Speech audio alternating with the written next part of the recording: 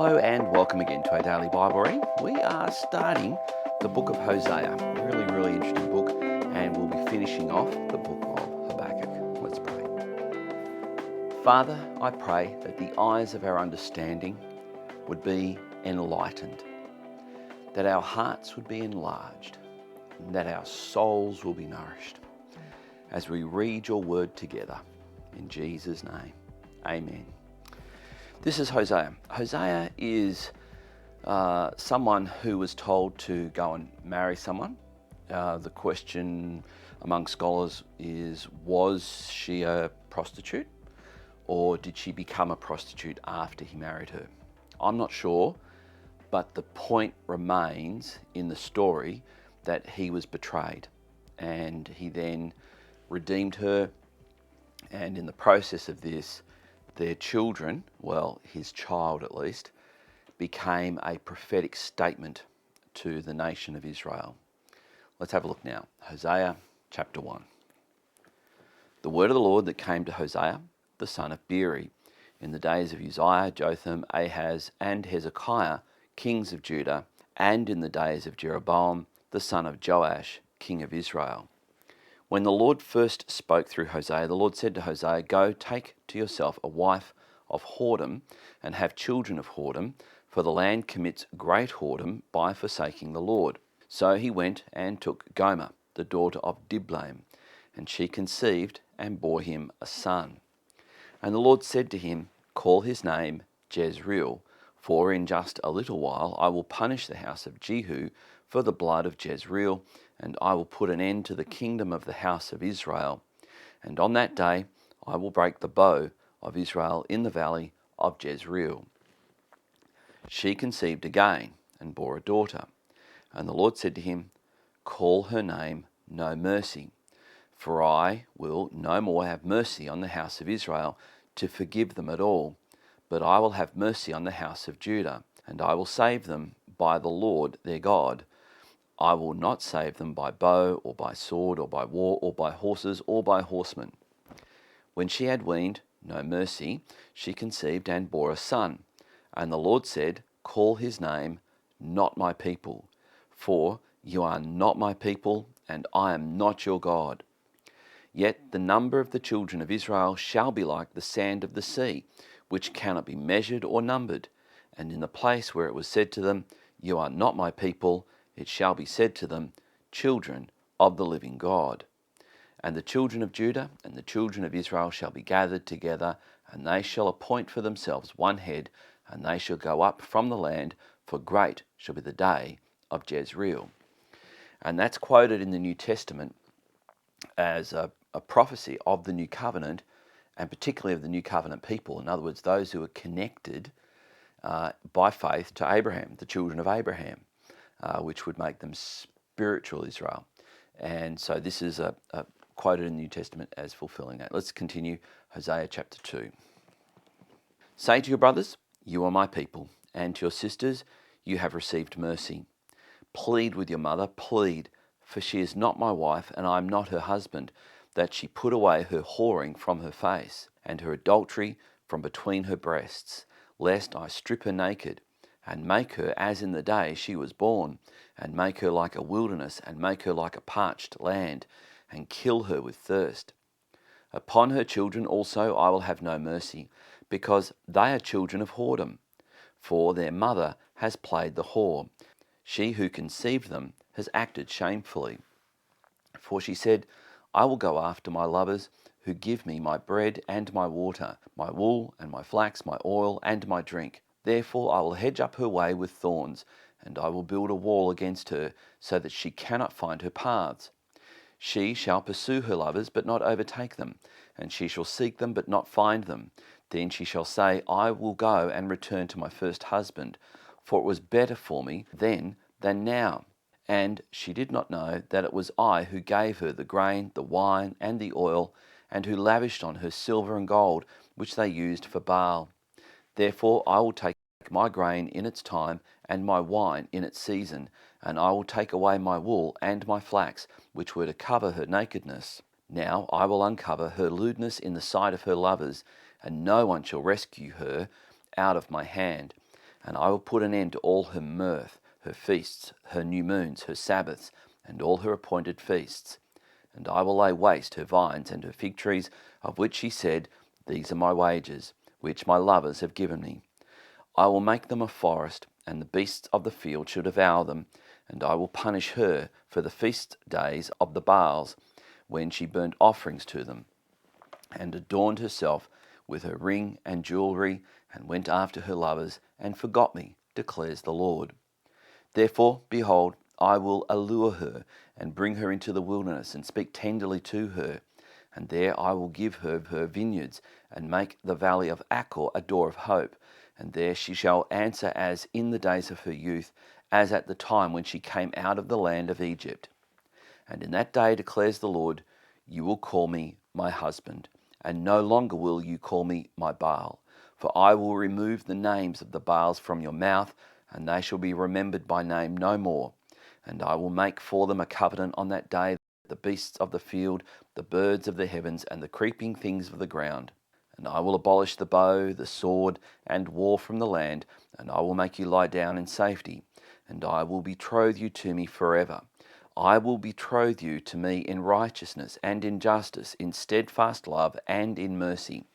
I will betroth you to me in faithfulness, and you shall know the Lord. And in that day I will answer, declares the Lord. I will answer the heavens, and they shall answer the earth, and the earth shall answer the grain, the wine, the oil, and they shall answer Jezreel. And I will sow her for myself in the land, and I will have mercy on no mercy, and I will say to not my people, you are my people, and he shall say, you are my God. Chapter 3.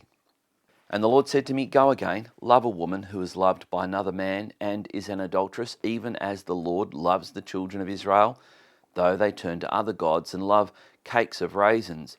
So I bought her for 15 shekels of silver, and a homer, and a lethek of barley. So you can see here, she's left Hosea, and she's gone back into whoredom, then she's been discarded, and she's been sold as a slave. And now we see that Hosea has gone and bought her. And what we may not miss is he's paid a high price for her. So he's bought her back. We continue. And I said to her, You must dwell as mine for many days. You shall not play the whore or belong to another man, so I will also be to you. For the children of Israel shall dwell many days without king or prince, without sacrifice or pillar, without ephod or household gods. Afterward the children of Israel shall return and seek the Lord their God and David their king, and they shall come in fear to the Lord and to his goodness in the latter days. And there we have God really putting out that the new covenant's coming, and that he would take a people who were not their people. It would include those who would be Israelites. And here we see the prophecy that they would go into exile, that there would be no temple, there would be no sacrificing, there would be no priests. None of that would exist. And that's exactly what happened. We've already been reading that through Ezekiel and Jeremiah and so on. We've already seen that it was happening. Of course, Hosea, we've already got the time frame reference, is prophesying before this happens. Well, speaking of this happening, we're looking at Habakkuk now. We're going to finish Habakkuk. And he's the prophet who, unlike other prophets who declared, from the Lord, here we have the prophet questioning the Lord, and the Lord is responding to him. And of course, Habakkuk is wondering, how on earth could we be judged by the Babylonians? I mean, yes, the nation of Israel is wicked, but the Babylonians? And this is God's answer to him. This is Habakkuk chapter 3. A prayer of Habakkuk the prophet according to the Shigeyanov. O Lord, I have heard the report of you, and your work, O Lord, do I fear. In the midst of the years revive it. In the midst of the years make it known. In wrath remember mercy. God came to Teman, and the Holy One from Mount Paran, Selah. His splendor covered the heavens, and the earth was full of his praise. His brightness was like the light. Rays flashed from his hand, and there he veiled his power. Before him went pestilence, and plague followed at his heels. He stood and measured the earth. He looked and shook the nations. Then the eternal mountains were scattered. The everlasting hills sank low. His were the everlasting ways. I saw the tents of Cushan in affliction. The curtains of the land of Midian did tremble. Was your wrath against the rivers, O Lord? Was your anger against the rivers, or your indignation against the sea, when you rode on your horses, on your chariot of salvation?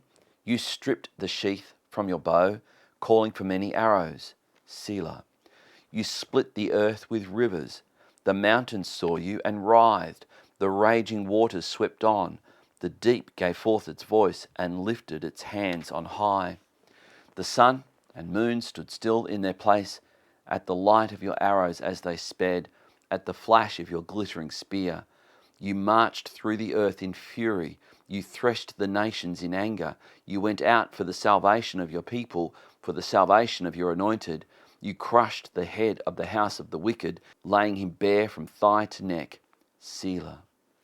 You pierced with his own arrows the heads of his warriors, who came like a whirlwind to scatter me, rejoicing as if to devour the poor in secret.